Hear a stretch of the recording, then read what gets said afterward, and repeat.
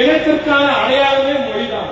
இந்த மொழியை அழித்து விட்டால் இந்த தமிழ் இனம் என்ற ஒரு இனம் இருந்தது என்பதை எதிர்காலத்தில் தெரியாமல் செய்ய வேண்டும் என்பதுதான் அவர்களுடைய நோக்கம். அழகாக நம்முடைய சட்டமன்ற உறுப்பினர் அண்ணன் பொன்னுசாமி இங்கே குறிப்பிட்டார். தமிழன் என்று சொல்லடா, தலை நிமிர்ந்து நில்லடா என்றார். இது நம்முடைய அடையாளம், நம்முடைய தனித்துவம். இந்த தனித்துவத்தை விடக்கூடாது என்றுதான் இந்த மொழிக்காக, உரிமைக்காக நாம் தொடர்ந்து போராடி வருகிறோம். இதை இப்பொழுது மற்ற மாநிலத்தில் இருக்கிற முதலமைச்சர்கள் உணர்ந்திருக்கிறாங்க.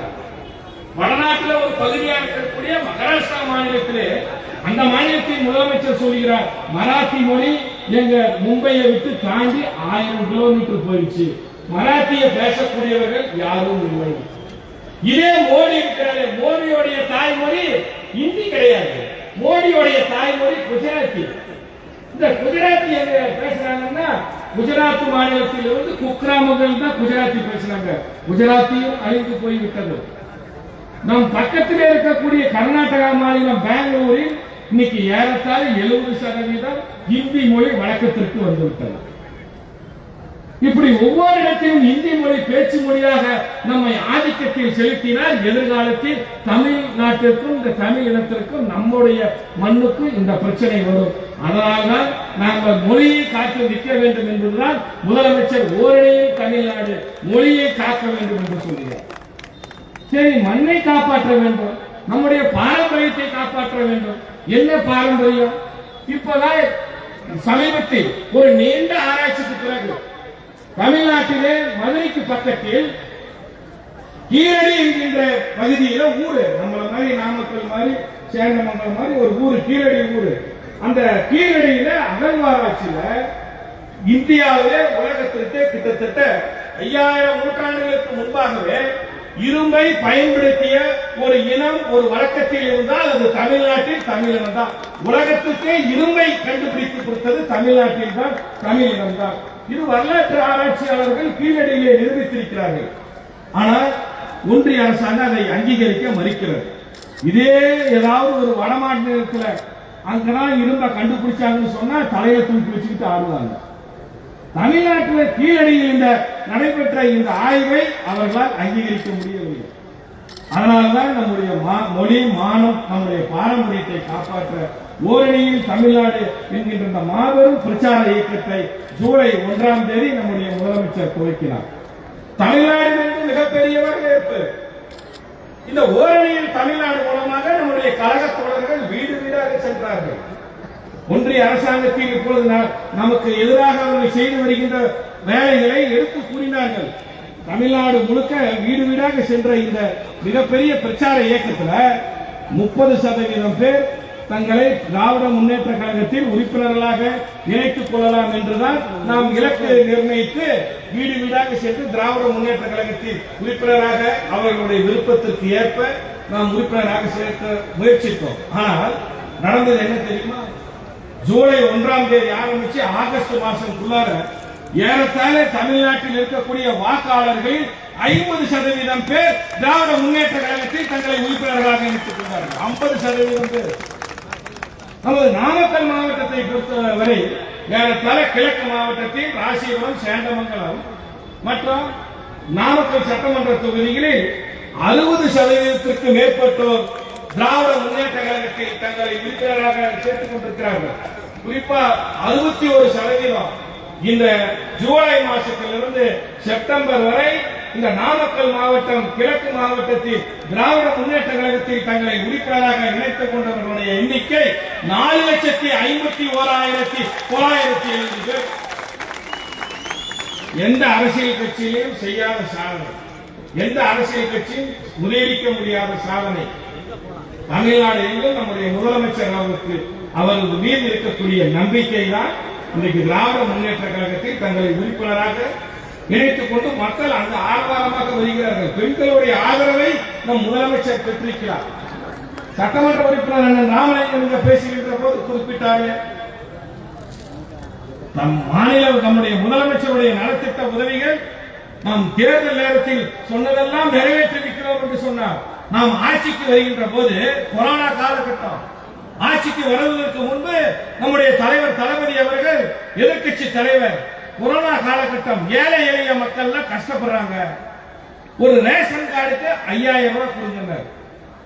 அப்ப எடப்பாடி பழனிசாமி கேட்டாரு, நீங்க முதலமைச்சரா வந்தா கொடுப்பீங்களா அப்படின்னு சொல்லிட்டு வெறும் 1000 தான் கொடுத்தார். ஆட்சிக்கு வந்தவுடன் முதல் கையெழுத்து போட்டார், மீதி 4000 ஒவ்வொரு குடும்ப அட்டைக்கும் நம்முடைய முதலமைச்சர் தளபதி வழங்கினார். வந்த உடனே ஒவ்வொரு குடும்ப அட்டைக்கும் 4000 ரூபாய். அடுத்து பெண்களுக்கான இலவச பஸ் பயணம், விடியல் பயணம். திமுக காரங்க ஓட்டுக்காக சொல்றாங்க. இந்த மாசத்தோட ஒவ்வொரு ஊர்லயும் பெண்களுக்காக நாம் கொடுத்திருக்கக்கூடிய இலவச பஸ் பயணங்கிறது 4.25 வருஷம் ஆயிடுச்சு. தொடர்ந்து இலவச பஸ் பயணம் கொடுத்துட்டு இருக்கிறோம். எல்லா இடத்திலையும் வரவேற்பு, பெண்கள் ஆரவாரமாக அதை ஏற்றுக்கொள்கிறார்கள். நான் சமீபத்தில் நாமக்கல் பேருந்து நிலையத்தில் போய் ஒரு நாள் நின்றுட்டு இருந்தேன். ஒரு 100-200 பெண்கள் எல்லாமே இங்க சின்ன சின்ன குழந்தைங்க எல்லாம் காலேஜ் படிச்சுட்டு இருக்கிறவங்க. என்னமா எல்லாம் இங்க நினைவு இருக்கிறீங்க? இல்ல நான் பக்கத்துல இருக்கிற கிராமத்துல இருந்து வந்திருக்கிறோம், நாங்க பஸ்ஸுக்காக வெயிட் பண்ணிட்டு இருக்கிறோம், அரசாங்க பஸ்ஸுக்காக வெயிட் பண்ணிட்டு இருக்கிறோம். அதுல போனாதான் எங்களுக்கு இலவச பஸ் பயணம், எங்களுக்கு மாசம் 1000 இருந்து 1500 மிச்சமாகும் சொல்றாங்க. வேலைக்கு போற பெண்கள், ஆஸ்பத்திரிக்கு போற பெண்கள், அலுவலகத்துக்கு போற பெண்கள், கோயில் குளத்துக்கு நல்லது கட்டத்துக்கு எதுக்கு போனாலும் இன்றைக்கு இலவச பஸ் பயணத்தை முதலமைச்சர் வெற்றிகரமாக 4.25 வருஷம் இலவச பஸ் பயணத்தை வழங்கியிருக்கிறார். இதெல்லாம் மகளிர் உரிமை தொகை மாசம் 1000, அது கூட முடியாதுன்னாங்க. இந்த மாசத்தோட 26 மாசம் மகளிர் உரிமை தொகை கொடுத்தாச்சு. இப்ப உங்களுடன் ஸ்டாலின் இந்த முகாம் ஊரா முகாம் நடத்திட்டு இருக்கிறோம். அந்த முகாமிலையும் மகளிர் உரிமை தொகை விடுபட்டவர்களும் மீண்டும் பதிவு செய்யலாம். ஏற்கனவே மாமியார் வாங்கிட்டு இருந்தா முதியோர் உதவி தொகை மருமகளுக்கு இல்லைன்னு சொன்னாங்க. இப்ப அதையும் முதலமைச்சர் தளர்வு செய்து மகளிர் உரிமை தொகை பதிவு செய்யலாம் உத்தரவு போட்டிருக்கிறார். இப்ப எல்லா இடத்திலும் உங்களுடன் ஸ்டாலின் முகாம் மூலமாக மகளிர் உரிமை தொகை கிடைக்காதவர்களும் பதிவு செய்யலாம். அதற்கடுத்து 12ஆம் வகுப்பு வரை அரசு பள்ளியிலே படித்து விட்டால் 12ஆம் வகுப்புக்கு மேல் புதுமை பெண் திட்டத்தில் 1000 ரூபாய். எந்த காலேஜில் படிச்சாலும் சரி, தனியார் காலேஜ் படிச்சாலும் சரி, அரசு கல்லூரியில படிச்சாலும் சரி, doctor course, nurse course, engineering course எது படிச்சாலும் சரி, மாசம் 1000 ரூபாய் பொண்ணுங்களுக்கு. பசங்க எங்களுக்கு கேட்டாங்க, பசங்களுக்கு 1000. அதுக்கடுத்து 12ஆம் வகுப்பு வரை அரசாங்க பள்ளியில படிச்சுட்டா அதுக்கப்புறம் டாக்டர் சீட்டு, இன்ஜினியரிங் சீட்டு, அக்ரி சீட்டு, வெட்டரி சீட்டு, பல் டாக்டர் எது கிடைச்சாலும் அரசாங்க பள்ளியில படிச்சுட்டா 12ஆம் வகுப்பு வரை படிச்சுட்டா காலேஜில் ஒரு பைசா பணம் கட்ட வேண்டியதில்லை. அத்தனையும் நம்முடைய முதலமைச்சரே செலுத்துகிறேன், தமிழ்நாடு அரசாங்கமே செலுத்தும் என்கின்ற அரசாணையை நம்முடைய முதலமைச்சர் சொன்னார். அதுல என்ன தெரியுமா நடந்தது? திருவண்ணாமலை மாவட்டம் வந்தவாசியில் ஒரு தாழ்த்தப்பட்ட மாணவி 7.5% இடஒதுக்கீட்டில் இடம் கிடைத்தது. அடுத்த நாள் கல்லூரிக்கு செல்கிறார். கல்லூரியில சொன்னோம்னா 7.5% உனக்கு இடம் கிடைச்சிருச்சு, டாக்டர் சீட்டு கிடைச்சிருச்சு, நீ பணம் கட்ட வேண்டாம், பீஸ் கட்ட வேண்டாம், ஆனால் சாப்பாட்டு பீஸ் கட்டணும், ஹாஸ்டல் பீஸ் கட்டணும், காலேஜ் பீஸ் கட்டணும். எவ்வளவுன்னு கேட்டா 5 லட்சம். அவர்களே வசதி இல்லாதவர்கள் அரசு பள்ளியிலே படிக்கிறார்கள், அவர்கள் எப்படி 5 லட்சம் கட்ட முடியும்? முதலமைச்சர் சிந்தித்தார். அடுத்த நாள் கோட்டைக்கு போனார். அரசு பள்ளியிலே 7% கிடைத்தால் அத்தனையும் இலவசம் என்று இந்தியாவிலே முதல் 30% கிடையாது.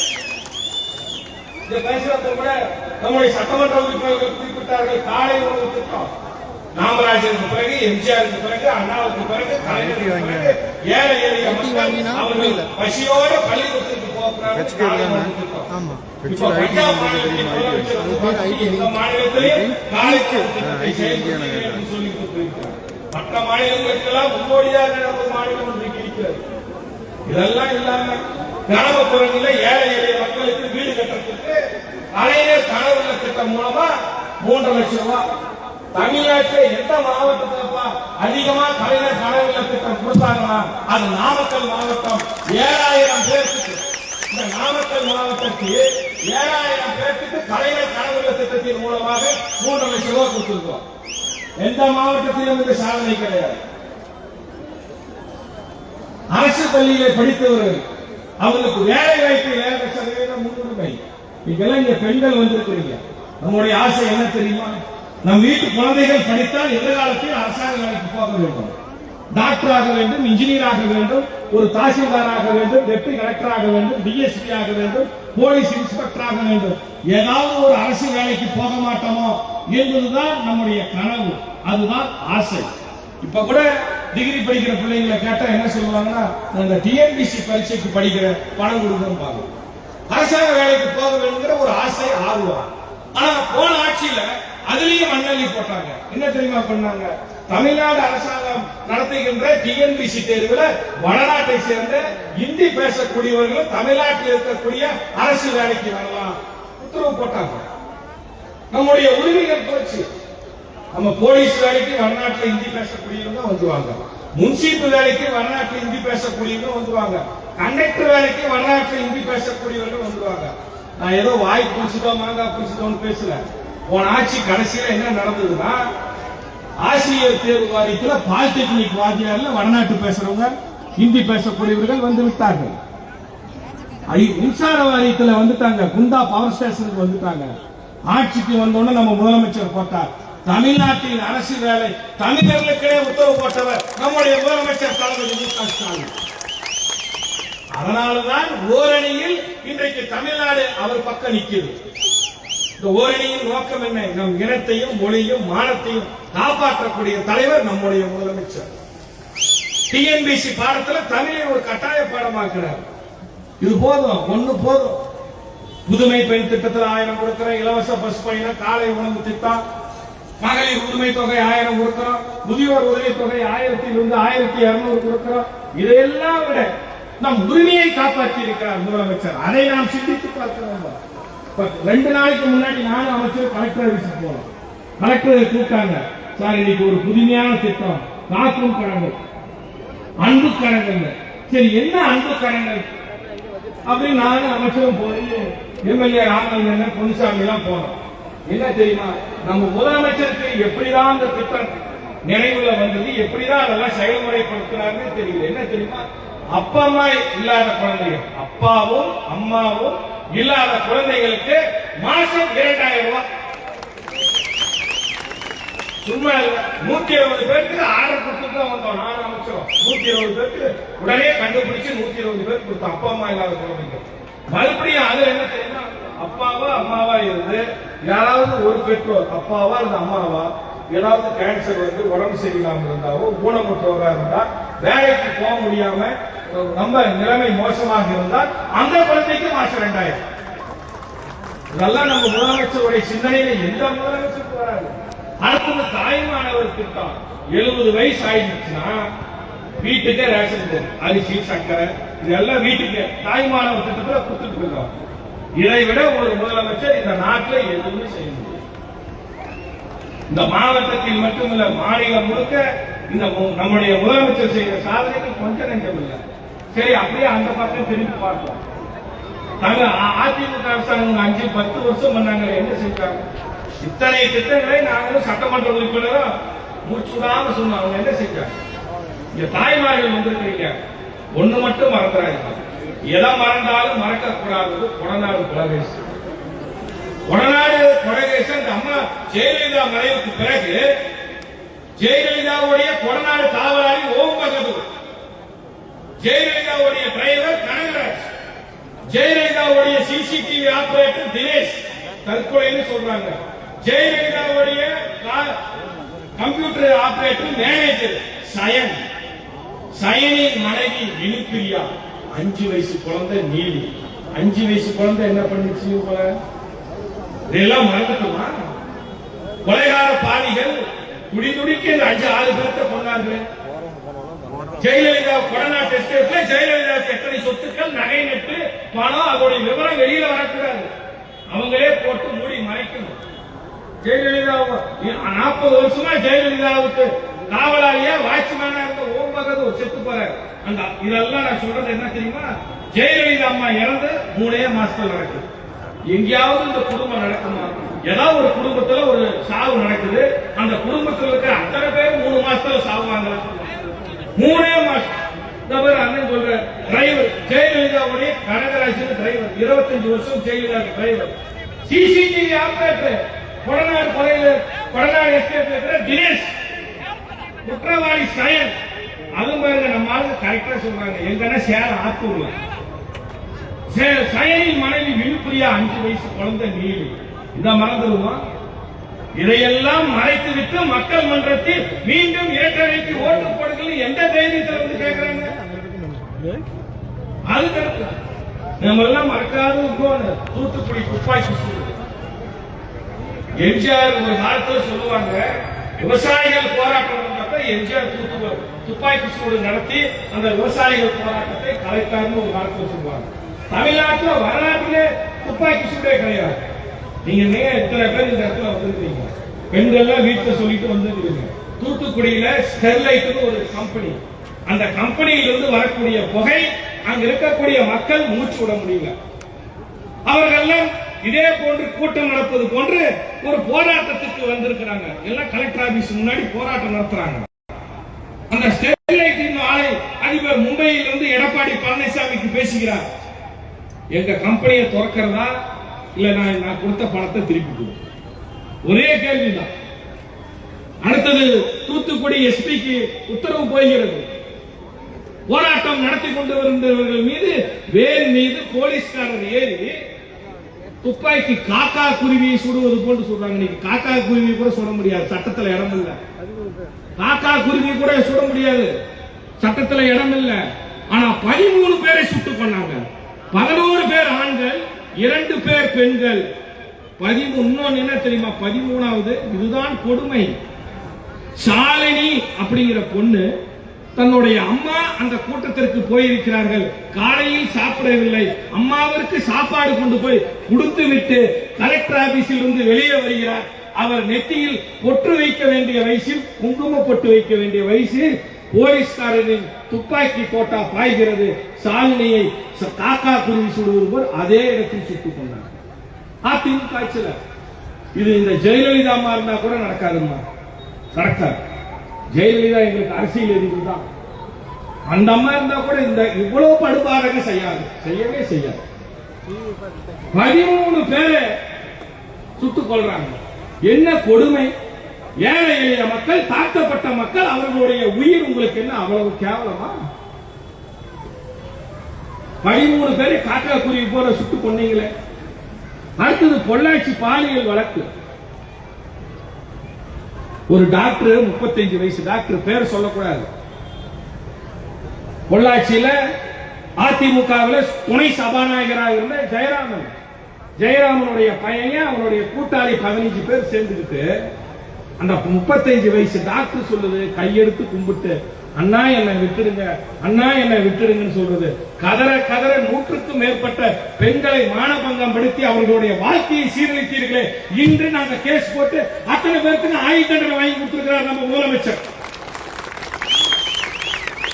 கோர்ட்டு தீர்ப்பு வந்திருக்குது. இத்தனையும் மறைத்து விட்டு மீண்டும் நாங்க ஆட்சிக்கு வரோம், தமிழ் இனத்தை காப்பாற்றுறோம், மக்களை காப்பாற்றுறோம்னு சொல்றதுக்கு இந்த எடப்பாடிக்கு என்ன தகுதி இருக்குது? தமிழ்நாட்டு மக்களை காக்கா குருவி மாதிரி சொல்றீங்க, பெண்களை மானபங்கம் படுத்துறீங்க, ஆனா உங்க மக்களை காப்பாற்றுறோம். இதை சிந்தித்து பார்ப்பதற்கு தான் திராவிட முன்னேற்ற கழகம் நேற்று இன்னைக்கு தமிழ்நாடு முழுக்க இத்தனை கூட்டங்களை நாங்கள் நடத்தி வருகிறோம். அதுக்கடுத்து இந்த நாமக்கல் மாவட்டத்தில் நாங்கள் என்ன பண்ணியிருக்கிறோம்? ஆட்சிக்கு வந்து மாண்புமிகு அமைச்சர் டாக்டர் மதிவேந்தன் இங்க இருக்கிறார், சட்டமன்ற உறுப்பினர் அண்ணன் பொன்னுசாமி இருக்கிறார், அண்ணன் ராமலிங்கம் இருக்கிறார். நான் நாமக்கல்லில் இருந்து ஆரம்பிக்கிறேன் என்னென்ன செய்திருக்கிறோம் என்று. எந்த ஆட்சியிலும் செய்யாத பணிகளை இந்த 4 ஆண்டு காலத்தில் நாங்கள் செய்திருக்கிறோம். நாமக்கல்லின் நீண்ட நாள் கோரிக்கை, சுற்றுவட்ட சாலை இல்லை, போக்குவரத்து நெரிசல். ஏறத்தாழ 700 கோடி ரூபாயில் 5 கட்டமாக சுற்றுவட்ட சாலை பணி அமைந்து கொண்டிருக்கிறது, வேலை நடந்துகிட்டு இருக்குது, கண் கூட பாக்குறாங்க. நாமக்கல் புதிய பேருந்து நிலையம். இந்த நாமக்கல் மாவட்டத்தில் சேலம் மாவட்டத்திலிருந்து இந்த நாமக்கல் மாவட்டம் பிரிச்சு 35 வருஷம் ஆகுது. நமக்குன்னு இந்த மாவட்டத்திற்கு தனியாக ஒரு மத்திய கூட்டுறவு வங்கி கிடையாது. இந்த நாமக்கல் மாவட்டத்துக்கென தனியாக ஒரு மாவட்ட மத்திய கூட்டுறவு வங்கி 35 ஆண்டு காலத்திற்கு பிறகு நம்ம மோகனூர் ரோட்ல 100 கோடி ரூபாய் செலவில் அதிநவீன பால் பண்ணை. இங்க இருக்கிற விவசாயிகள் பாலை கறந்து சேலத்துக்கு தான் கொடுக்கணும். ஒரு லிட்டருக்கு 3 ரூபாய் அதிகமா பணம் கொடுக்கணும். அதை குறைப்பதற்கு இங்க மோகனூர் ரோட்ல 100 கோடி ரூபாய் டென்மார்க் நாட்டினுடைய தொழில்நுட்பத்தோடு ஜெர்மனியிலிருந்து மிஷின் எல்லாம் வருது. இன்னும் 2 மாசத்துல பால் பண்ணை நாங்க திறக்க போறோம்.